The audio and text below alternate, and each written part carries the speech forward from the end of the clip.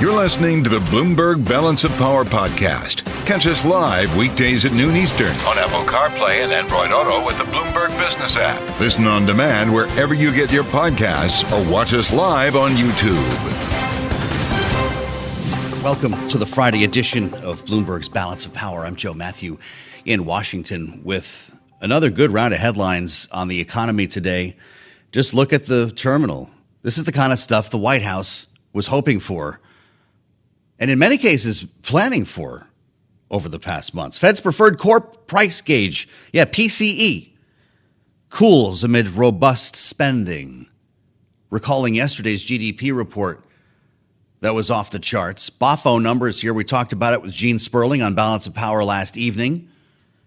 We talk about it now with Heather Boushey, who has the ear of the president, of course, on all things economic, joining us from a sunny North Lawn. It's like 70 degrees outside today in Washington, which is quite remarkable. Member of the Council of Economic Advisors. Heather, it's good to see you. Thank you so much for joining. When you start to put the data together here, I don't know how you're feeling right now, but have we softly landed? Well, I like to think of this economy as the little engine that could. It is just chugging along. It is, you can see the strength in the reports from today and yesterday. Of course, we saw that growth was 3.1% last year. And, over a year ago, forecasters were predicting that 2023 would be a recession, that we would see growth of negative 0.1%. And that's not what happened. We have seen this strength in the U.S. economy, and alongside the ongoing strength in the labor market. And of course, all of this paired with the softening of prices, so that price increases are not going as fast. So we have a new low below 3% in the annual rate of the core PCE. But again, when you look over the last 6 months, both headline and core PCE are hovering at about 2%. So this is really good news. We're seeing this growth. We're seeing this investment. It's delivering for the American people in a way that is strong, shared, and across the country. And we're also seeing that inflation has been cooling. Where are we going to be 6 months from now, Heather? Is it possible to answer that question based on the trajectory that we are on? Many forecasts would suggest that you might, in fact, be at that 2% target, that the soft landing will essentially be confirmed. How does your crystal ball look? Well, I do not have a crystal ball, but here's what I can tell you. When you put all the pieces together of what we're seeing and you pair that with the investments that the president is making all across the country, game-changing investments in infrastructure, in advancing new technologies, in advancing clean energy, what you see is an economy that is delivering now, having recovered from the pandemic, but one where we're making those game-changing investments that are going to drive productivity, growth, and jobs for years to come. And so, given just how strong these reports are, this all looks very good. One statistic that really jumped out to us as we were looking at the data is that the new investment in the construction of private manufacturing facilities, something that we've been watching closely because those are the kinds of investments that the president is trying to induce through his Investing in America agenda. You are seeing that the contribution of that to growth is higher than it's been going back to 1959, so that investment continues to fan out across the country. And of course, that's leading to an uptick in construction jobs now, but that'll lead to a shift in other kinds of jobs in years to come. I know part of your job is to bring calm and balance to the conversation, Heather Boushey, and you're awfully good at that. But as I look at the stock market, as I consider the data here, you're not a member of the political apparatus at the White House, but is it not time to start jumping up and down a little bit more to get this message across to the American people? Well, we here at the White House are working hard every day to communicate the strength of this economy, how the president has been building an economy from the middle out. So many of my colleagues, myself, traveling the country, talking to folks like you, this has been a tough a tough road, right? The president came into office in the middle of a pandemic recession. And then, of course, we had Putin's unprovoked war in the Ukraine that upended global energy prices. And there was a lot of uncertainty. How fast could we recover? Would supply chains renormalize? Would we see, the upending of energy prices last for a long time? And now we really see over the past year that all of those things have come back together. They've gotten under control, and the strength of the economy, the underlying strength, is really starting to shine. We're talking with Heather Boushey live from the White House on Balance of Power today. Important news from the administration, Heather, is the president halting the approval of new licenses to export LNG, liquefied natural gas, while it scrutinizes the impact that this would have and these shipments would have on climate change. What level of concern do you have here to potentially disrupt already fragile energy markets in Europe? Well, this is a very important issue. Let me start by noting that the president from day one has had a whole of government approach to addressing climate change. And core to that has been making the investments we need to make to put the United States on the leading edge of investing in clean energy technologies and the capacity to produce those here in the United States and to shore up that global process there. Now, what we see in these exports is that right now the United States is the world's #1 exporter of LNG, and we know that over the next decade that's actually predicted to double. And we've been working very closely and feel confident that we have enough to be able to assure our allies that we'll be able to continue to play this really important role. But at the same time, we need to make sure that we, like other countries, are doing what we can do to address the climate change challenges. You started this segment by noting that it's over 70 degrees here in DC in the middle of January, and we are all sort of struggling with the increasing physical damages of climate change and the need to make these investments, as the president is doing, in spurring those clean energy investments. Okay. Are you able to tell our allies how long this pause might last? I am not able to say that now. Weeks, not months? There's no sense of how long a review like that would take, and I'm not trying to push this too far, Heather. I don't know if there's a presumption of how long something like that might need to take. This is being carefully considered, and conversations are ongoing. I have to ask you as well about what's been happening in the Red Sea. This is, of course, a major issue for the administration, and we've certainly seen the Pentagon get involved here in trying to secure shipments through the Red Sea following a series of attacks from Houthi rebels in Yemen. At what point do you grow concerned about the impact on supply chain and prices? Well, this is something we have been tracking since the beginning. We've also been, of course, looking at, how El Nino and droughts have been affecting the Panama Canal. So we, of course, in this administration have been very concerned about supply chains and global shipping. As we have looked at this, given what shippers have been doing, being able to move their transportation to other ways of getting around the world, that does take a little bit more time and it does cost a little bit more. But our assessment is that when it comes to the U.S. consumer, we do not expect to see a large price shock. And I also just want to note that we don't expect to see anything like what we saw during the pandemic with those global supply chain challenges. Yeah. That's not to underestimate this, but at this point, it looks like the effects for the consumer will be limited. Well, that's encouraging. But we will continue to monitor. We will continue to monitor it. Yeah. Sure, and I realize this is a fluid situation, Heather. What does the CEA look at? How does the council deal with something like this in your tracking? What indicators are you watching? Well, we're looking at the geopolitical situation. We're looking at what kinds of goods are transported around the world and where that get to the American consumer, and what it would mean to take longer routes, and what the estimated impact would be of those costs of doing so, and how long and how much additional time that would take to get goods to the consumer. Yeah. Well, with energy prices in mind, I'll ask you lastly if that's the wild card for you right now. We've seen crude oil pop up a bit over the past couple of weeks based on what we're watching in the Middle East, and no real disruption here, it seems, in terms of supply shock, but everyone's kind of on edge waiting for something to happen. Is that your wild card? Is that what keeps you up at night right now? There are so many wild cards that keep me up at night because it is literally my job to worry about these things for the president with my colleagues. Yeah. So certainly this is something that we are always watching closely. I mean, let me just note that this is one of the core reasons that I think that the president's investments in clean energy are so economically important. Once we can make those investments, we will be able to extricate ourselves from this very volatile global energy prices and provide consumers with more stable access with more stable prices. For now, we continue to monitor the situation closely. Speaking from her perch on the Council of Economic Advisors at the White House, Heather Boushey, it's good to have you back on Bloomberg. We appreciate the time. You're listening to the Bloomberg Balance of Power podcast. Catch us live weekdays at noon Eastern on Apple CarPlay and Android Auto with the Bloomberg Business app. You can also listen live on Amazon Alexa from our flagship New York station. Just say, Alexa, play Bloomberg 1130.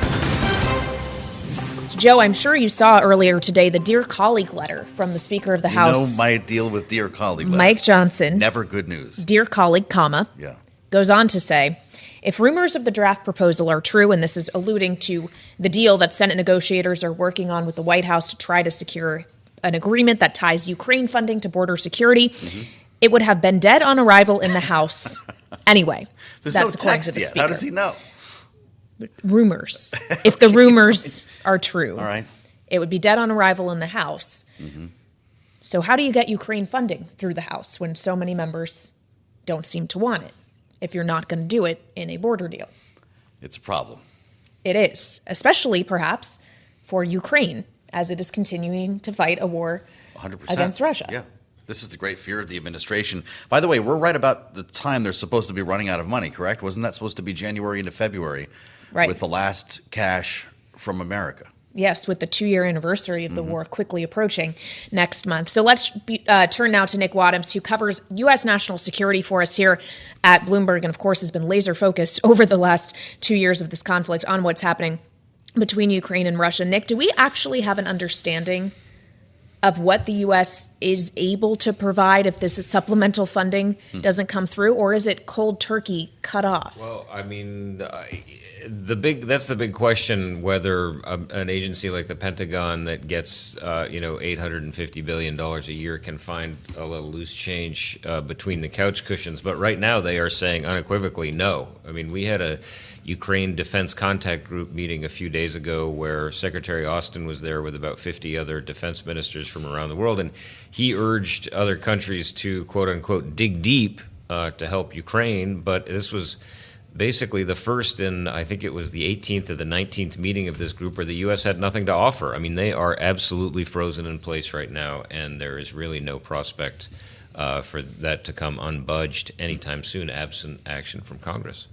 What do our European allies think of this idea? Because we've clearly been leading the charge on this. Well, I mean, you've had the UK come around with what it says is, it's trying to help more, so adding, I think, another $2.5 billion to the fight. But, I mean, when you're looking what Joe Biden is asking for, I mean, $60 billion for this year. I mean, it's just the magnitude is just completely different. So, what we're starting to see, interestingly, is a focus in Ukraine to shifting much more to defense. So there's really no expectation right now that Ukraine would be able to have the capacity to take back any more of the land that Russia seized during the invasion. And the result is that I think what they're really trying to do is hunker down and just try to withstand the Russian assault. So then it becomes a question, Nick, of even if this aid comes through, whether or not Ukraine can actually win this war in perhaps the way they'd want to, in recuperating all of that land, getting it out once again of Russia's hands. So what's the end game? Is the end game changing the longer this goes on? That is very much a live debate within the administration, because there is a broad recognition, I think, within the administration that Mark Milley, the former chairman of the Joint Chiefs, was right when he said last year, listen, we are headed towards stalemate. Russia, it's unlikely they're going to be able to take a lot more land, but it's very unlikely that Ukraine is going to be able to pry them loose from that land. That was even when the U.S. was contributing a ton of money. I think what you're seeing is a broad recognition that this thing, yes, we are not going to see a significant change in the lines in 2024. Who knows what 2025 will bring, but there needs to be at least some sort of discussion about what an end game looks like. So far, it's really not much more further along in terms of their thinking than that. Lastly, Nick, your team is up with a story that Vladimir Putin is sending signals that he might be ready to sit down and have peace talks. Is that emboldened by the idea of money running out? Does that strengthen his hand? I think there are a few things going on there. So it's very unclear why Putin would be sending these signals. We know he is sending the signals that, hey, I'm ready to play ball here, but there are a lot of reasons that could be. One is he may want an out. Another is he's looking to take advantage or perhaps insert himself in the conversations in Congress, because you could have some people say, hey, look, Vladimir Putin wants a way out. We don't need to send Ukraine more money. The other issue is Putin himself has an election coming up. He needs to shore up popularity within Russia, and the idea that he's looking for peace, looking for an end to this conflict, plays very well. So, but to be honest, one of the least likely ideas is that he's actually willing to make any major concessions. I don't think you're going to see that anytime soon. Thanks for being here, as My always. pleasure. Nick Wadhams, he's one of the best here. His whole team is. Our national security team has had quite a time covering this, Kailey. Yeah. And great information that you can find on the terminal and at Bloomberg.com. As we add the voice of Melinda Haring, we very specifically called Melinda to talk today about this because she actually has a very good sense of what this means. Of course, with the Atlantic Council, she's spent more time in Kyiv than just about anyone you're going to hear from on this program since the start of the war. Melinda, it's great to see you. What is the White House telling Republican leadership behind closed doors in these briefings with Jake Sullivan about what will happen to Ukraine when the money runs out? Let's look out, say, 3 to 6 months. What would be the chain reaction that followed the end of the money trail?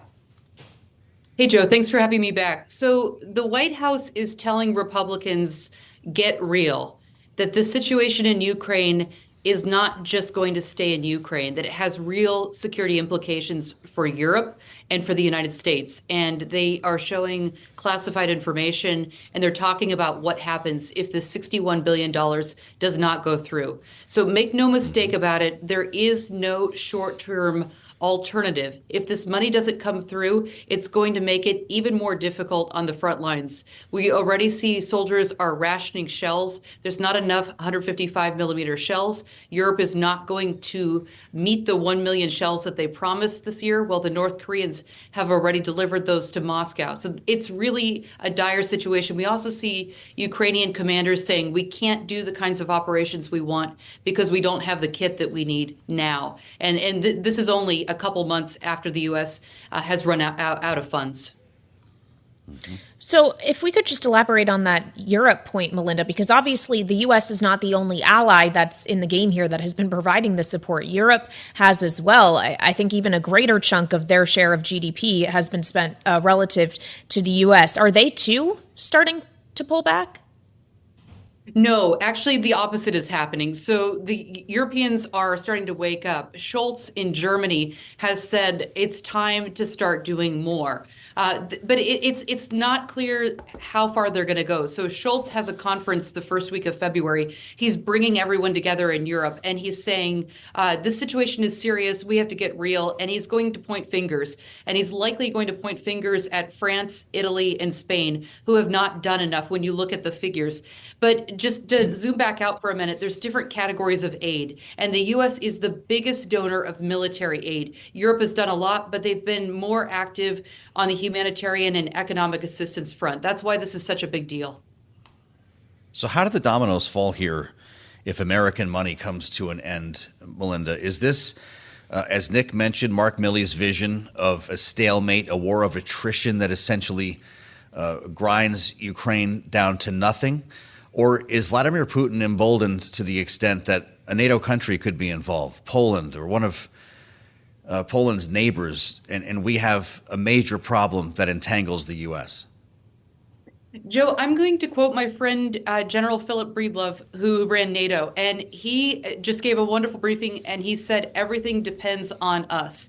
and on the choices that our leaders make now. There's different scenarios that we could run through, but if Ukraine does not get the weapons it needs to defend itself, it will lose eventually. Ukrainians are not going to give up, even if the $61 billion does not come. But more Ukrainians are going to die. When I go to Kiev and talk to them about these sort of dire scenarios, they tell me we will fight with forks, we will fight with AK-47s. We've lost too much. We know what Russian occupation is, and we're not going to live that way. So it's going to get much messier and more people are going to die. I think the concern, though, is that if Putin is able to take a big chunk of Ukraine, through attrition and through our bad policy choices, and again, if we do not provide this assistance, Ukraine is going to lose, and it is going to be our fault, and it is going to threaten Western security for the next 50 years. Could NATO get drawn in? Absolutely. Putin's plan is to reconstitute his forces,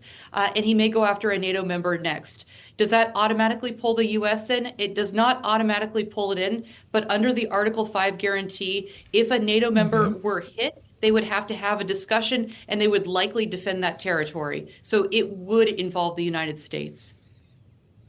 So then let's talk about Russia's capacity specifically. As you talk about how Ukraine's capacity, their munitions are waning. They're obviously losing a great deal of Ukrainian soldiers. What about Russia?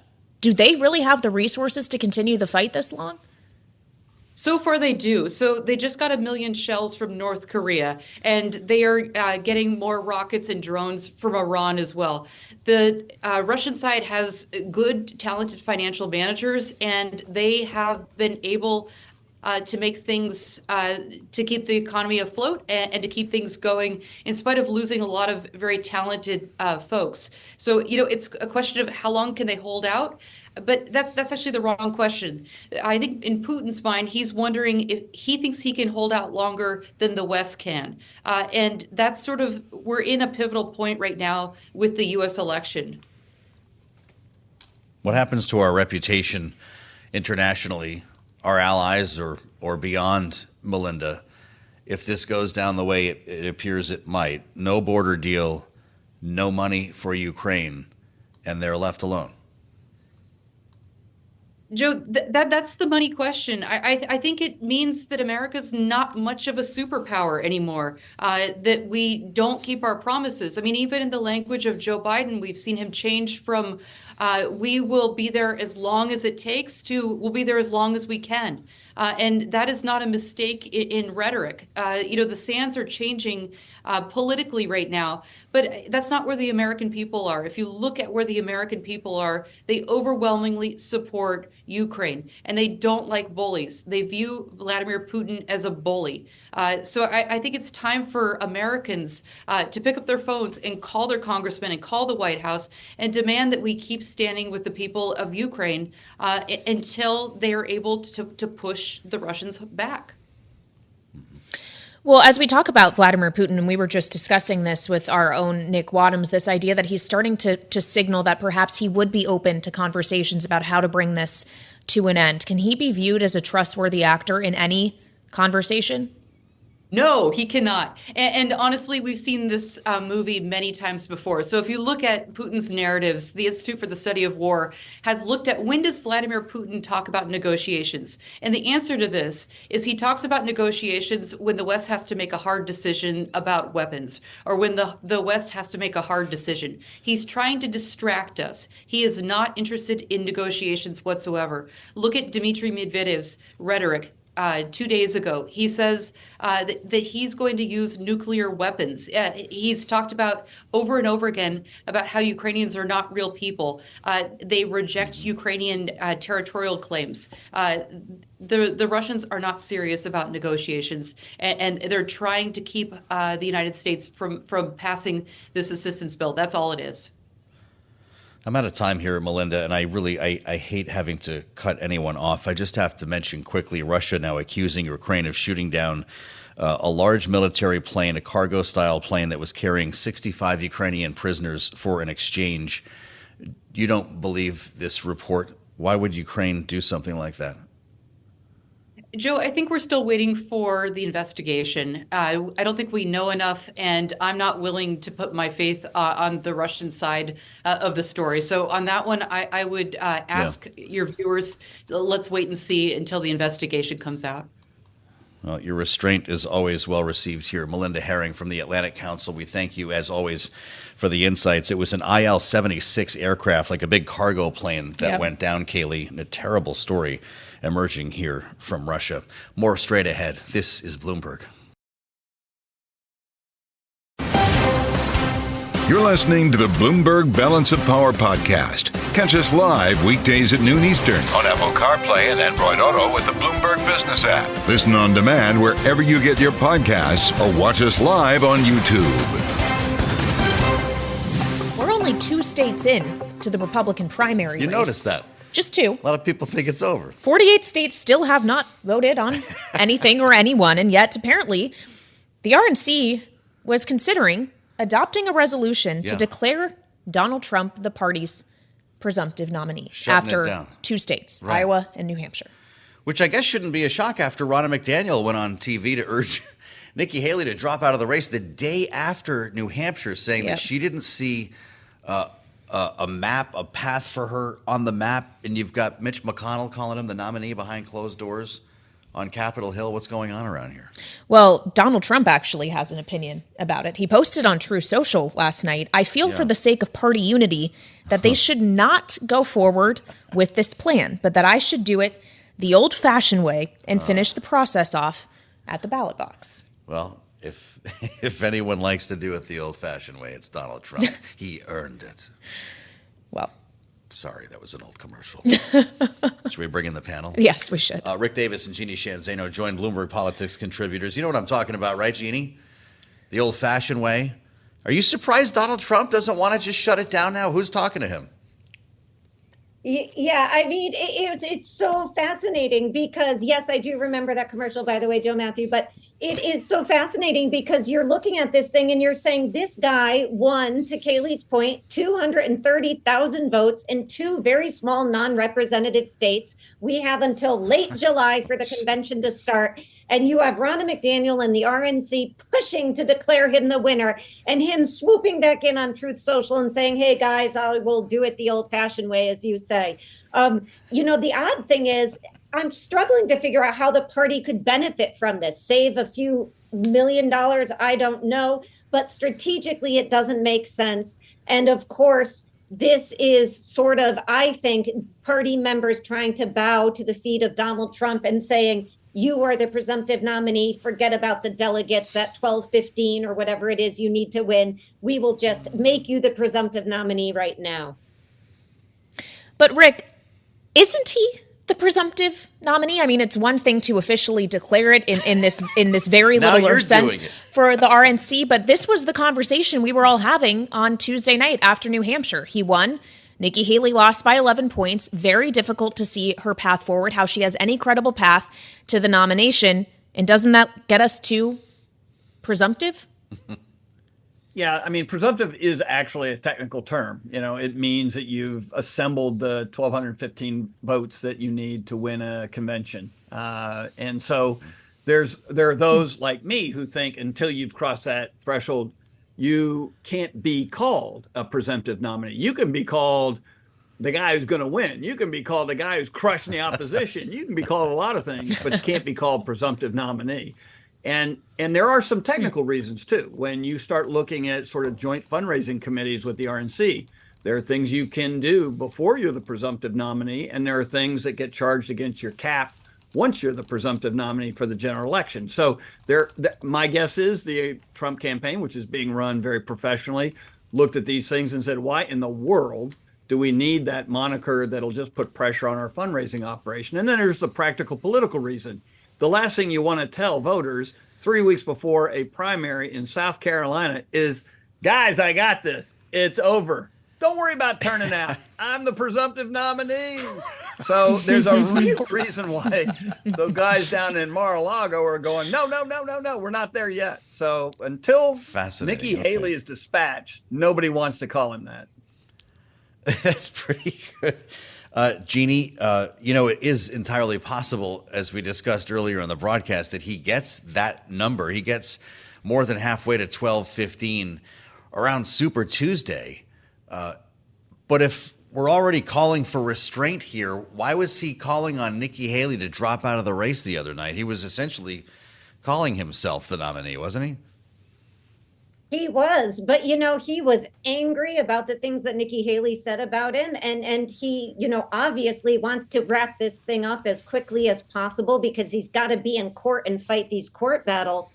But, the reality is if she does get out, that's not necessarily a good thing for Donald Trump either, because people voting in primaries, for him, in his best case scenario, is a way to increase turnout in the general election. We know that if you vote in the primary for somebody, you're more likely to get out in the general. In an election this tight, the last thing he should want, if he's looking at these voting numbers in these tight states, is to wrap this thing up so early that people feel there's not much of a race and they don't get out. So, it doesn't make a lot of practical legal sense for them to do this at this point.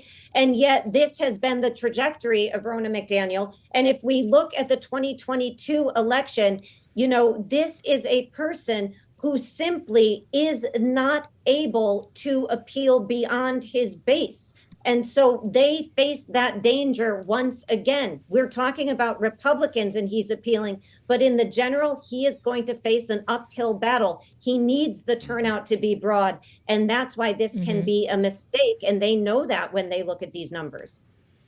Well, and Rick, doesn't he also need the votes of people who otherwise would have voted for Nikki Haley? How should he be approaching her as an opponent here when she's now starting to call him out on what she said was a temper tantrum on that evening in New Hampshire? Yeah, there's no question. They'd much rather be talking about Joe Biden than Nikki Haley. And he wants to move toward consolidating all those voters, right? Look at how quickly they moved to get Ron DeSantis and his small band of merry voters back into the fold with Donald Trump. And they want to do the same thing with Nikki Haley. He's all about consolidation. He doesn't want to look weak within his own party. These are very important symbols of his power, is that nobody disputes him as the otherwise leader of the Republican Party. But he wants to go against Biden. I mean, he is aching for that rematch. And he's like the aging boxer, I'm going to get my title back. I'm going to go back in the ring with this guy. And yet he's distracted. He's distracted by Nikki Haley. He's distracted by these court cases, neither of which have him talking about Biden. And so by the time he gets around to, the end of the day, he hasn't really spent much time putting any lead on the target with Biden.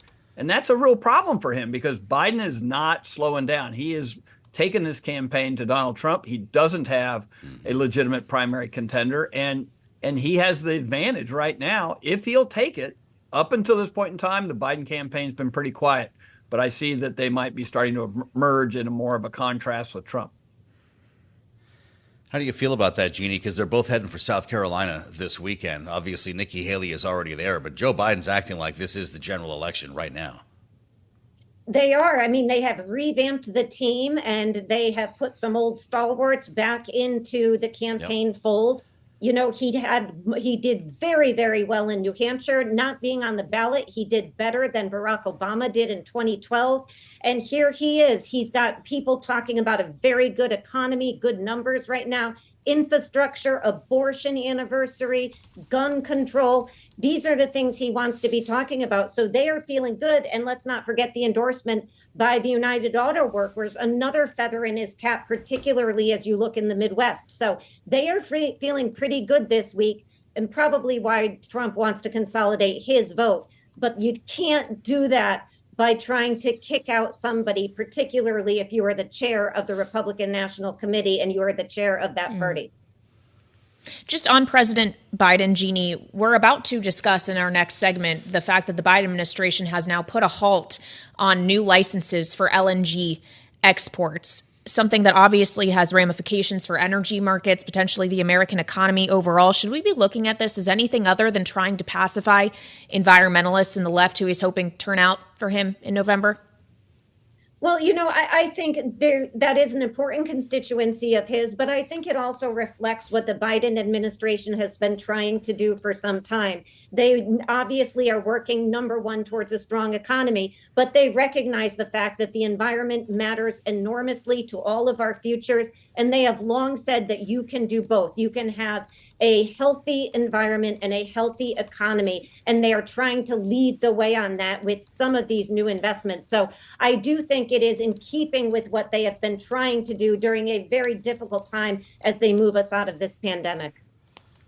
We talked to Heather Boushey earlier in the broadcast about this, Kailey, and she seemed to indicate that the administration is not terribly worried about what happens to energy markets, natural gas markets in Europe specifically, that we have enough to bridge the gap for now, but this could become a much bigger deal the longer it takes.